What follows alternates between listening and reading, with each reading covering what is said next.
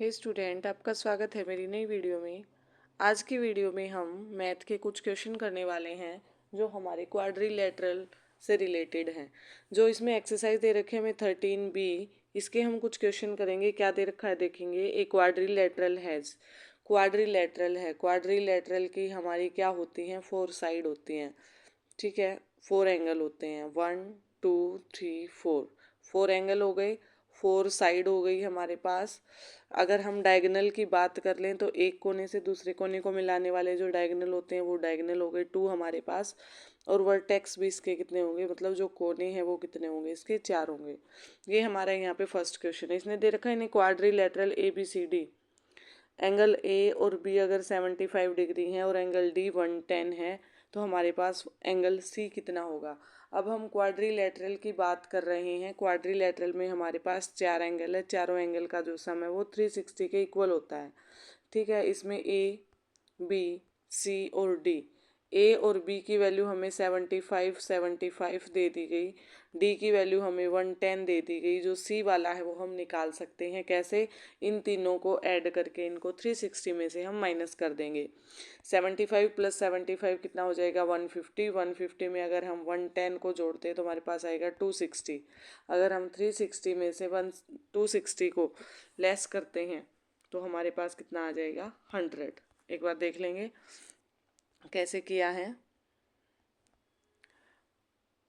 75 + 75 + 110 plus angle C is equals to 360। चारों का सम किसके इक्वल होना चाहिए, 360 के इक्वल। ये हो जाएंगे, दोनों को ऐड करेंगे 150 + 110 plus angle C is equals to 360। ठीक है, इन दोनों को अब अगर हम ऐड करते हैं तो ये आ जाएगा 260 plus angle C is equals to 360। Angle C की जो वैल्यू है वो आ जाएगी 360। ये 260 यहाँ प्लस का है, दूसरी साइड अगर लेके जाएंगे तो माइनस का हो जाएगा। ठीक है, एंगल सी की वैल्यू आ गई हमारे पास 100। ठीक है, यहाँ पे हमारा ये क्वेश्चन सोल्व होता है। नेक्स्ट हम बात करते हैं, in each of the following quadrilateral find unknown angle.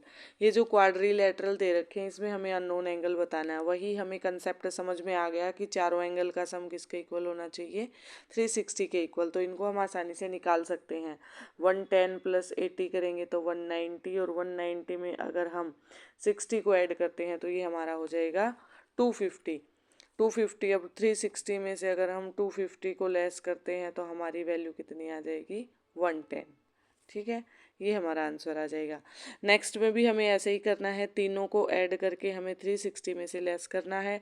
Next की बात करें तो 90 90 180, 180 में 100 अगर हम ऐड करते हैं तो हो जाएगा 280, 280 290। 360 में से अगर हम 290 को लेस करते हैं तो हमारे पास बचेगा कितना, 70 डिग्री। ऐसे ये हमारे क्वेश्चन हो जाएंगे। ठीक है, फिर दे रखा है, look at the following figure, which of the following side appear to be parallel, write them using the symbol. जो भी हमें पैरेलल दिखाई दे रही हैं उनको हमें लिखना है।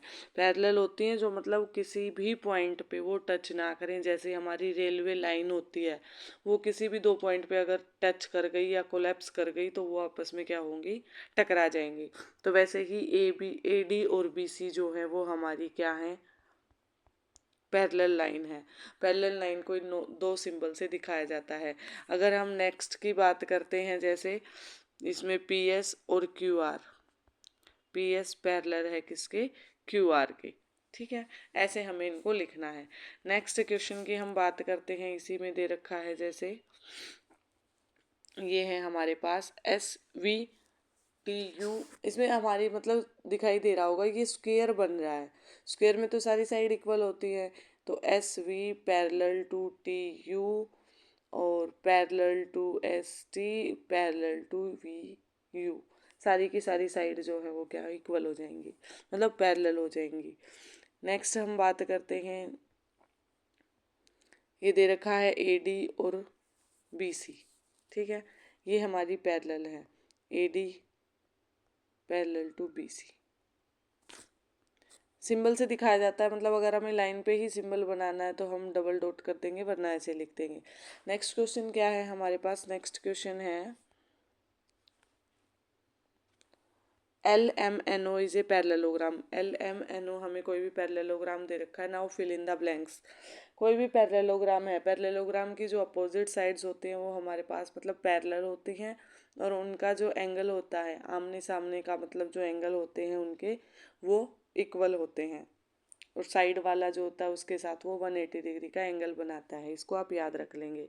एंगल एम है वो किसके इक्वल होगा, अभी मैंने बताया आमने सामने वाला बराबर होगा। एंगल एम की वैल्यू किसके बराबर हो जाएगी, ओ के बराबर। जो एम एल है वो किसके बराबर होगा, एम एल है वो साइड किसके बराबर होगी, एन ओ के साइड होगी, क्योंकि ये आमने सामने की भुजाएं हैं। एम एन है वो किसके बराबर होगा, ये वाली एम एन जो है ये ओ एल के बराबर हो जाएगी। एंगल एल अगर हम बात करें तो ये किसके बराबर होगा, इसके सामने जो है एंगल एन के बराबर होगा। ठीक है, नेक्स्ट में हम बात करते हैं टू डायगनल्स आर। तो इसके दो डायगनल हैं वो कौन कौन से हैं। एक डायगनल तो हो गया एक कोने से दूसरे को मिलाने वाला एम ओ, और दूसरा हो गया एन एल। ठीक है, या एल एन, आप जैसे भी लिखना चाहें।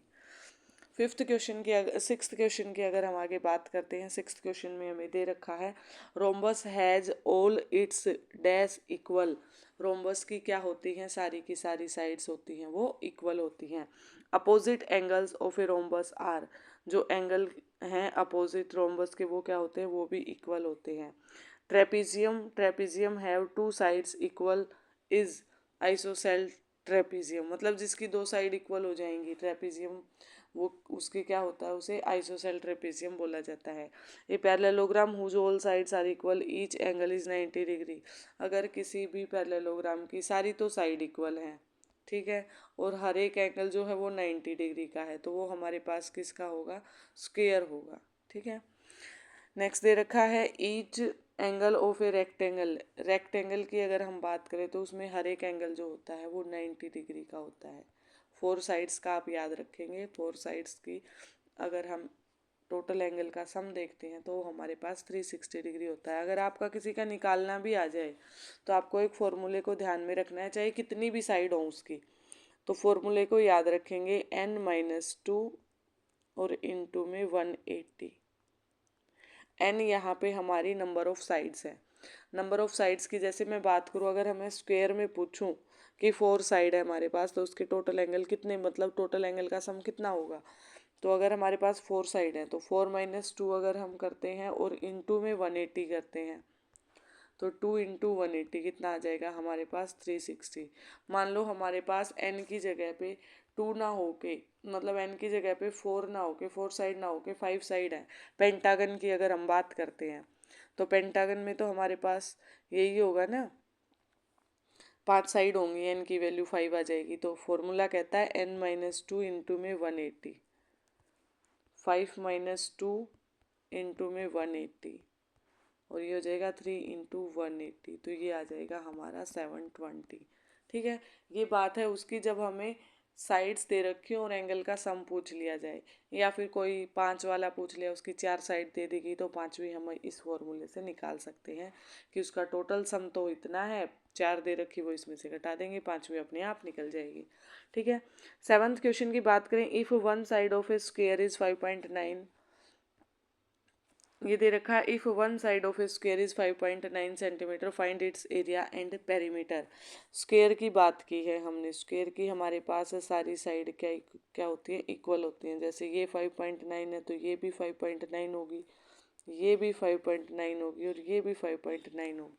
अगर हम स्क्वायर के एरिया की बात करते हैं तो एरिया हमारे पास होता है ए इंटू ए, मतलब साइड इंटू साइड। तो साइड हमारे पास 5.9 है, 5.9 इंटू 5.9 दोनों की मल्टीप्लाई करके हम निकाल सकते हैं। अगर हम स्क्वायर के पेरीमीटर की बात करते हैं, स्क्वायर का पेरीमीटर की अगर हम बात करते हैं वो होता है 4 इंटू में साइड, मतलब 4 इंटू में साइड की वैल्यू हमें 5.9 दी है तो इससे मल्टीप्लाई कर देंगे, ये हमारा फॉर्मूला हो जाएगा पूरा। एरिया जब भी निकालेंगे उसमें स्क्वायर लगेगा, जैसे सेंटीमीटर है तो सेंटीमीटर स्क्वायर, और पेरीमीटर जब भी निकालेंगे उसमें साथ में जो यूनिट होगी वो सिर्फ सेंटीमीटर रहेगी हमारे पास। ठीक है, इस तरह से आप इन क्वेश्चन को सोल्व कर लेंगे। नेक्स्ट क्वेश्चन की अगर हम बात करते हैं, in a rhombus one side is 5 centimetre, one angle is 60 degree, find measure of other sides and angle.